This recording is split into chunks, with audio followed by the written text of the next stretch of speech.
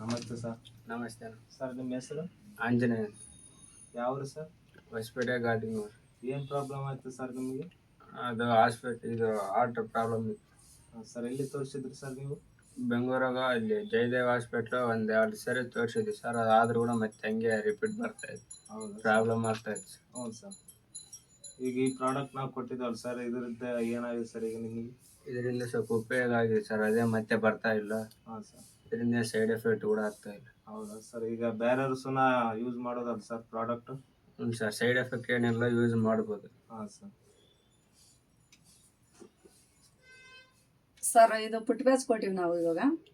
ಒಂದು ಸಿ ಭಕ್ತನ್ ಕೊಟ್ಟಿವಿ, ಆಮೇಲೆ ಒಂದು ಅಲ್ಲವೇರಾ, ಇದು ಕೊಲೆಂಜನ್ ಕಿಟನ್ ಸರ್, ಇದು ಎನರ್ಜಿ 9, ಇದು ಫೈಬರ್ ಪೌಡ್ರು.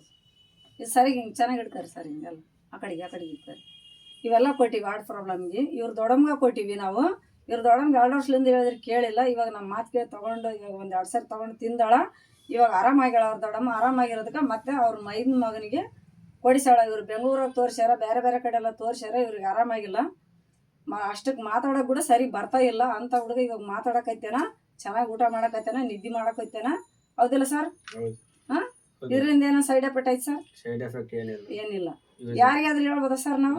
ನೀವು ಹೇಳ್ತೀವಿ. ಹಾಂ, ಮತ್ತೆ ಬೇರೆ ಕೂಡ ತಗೋಬೋದಲ್ಲ? ಹಾಂ, ತಗೋಬೋದು. ಹಾಂ, ಸೈಡ್ ಎಫೆಕ್ಟ್ ಅಂತ ಏನಿಲ್ಲಲ್ಲ ಸರ್? ಸೈಡ್ ಎಫೆಕ್ಟ್ ಎಲ್ಲ ಏನಿಲ್ಲ. ಹಾಂ, ಮತ್ತು ನೀವು ಎಲ್ಲರೂ ಬಳಸಿದ್ರು ಕೂಡ ಯಾವ ಸೈಡ್ ಎಫೆಕ್ಟ್ಗೂ ಬರೋಂಗಿಲ್ಲ ಸರ್. ಇದು ಇದೇ ಥರ ನೀವು ನಂಬಿಕೆ ಮಾಡಿ 4 ಜನಕ್ಕೆ ಹೇಳ್ರಿ ಅಂತ ನಾವು ಹೇಳ್ತಾಯಿದ್ದೀವಿ ಸರ್. ಇಷ್ಟೇ, ಇನ್ನೇನಿಲ್ಲ.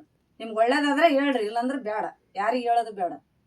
ಚೆನ್ನಾಗಿ ಆಗೈತೆ ಆಗಿಲ್ಲ ಸರ್, ನೀವು ಆದ್ರೆ ಆಗೈತೆ ಅಂತ ಹೇಳಿದ್ರೆ, ಇಲ್ಲಂದ್ರೆ ಇಲ್ಲ ಅಂತ ಹೇಳ್ಬಿಡ್ರಿ. ಇವಾಗ ಚೆನ್ನಾಗಿ ಆಗೈತೆ. ಚೆನ್ನಾಗಿ ಆಗೈತೆ. Okay sir.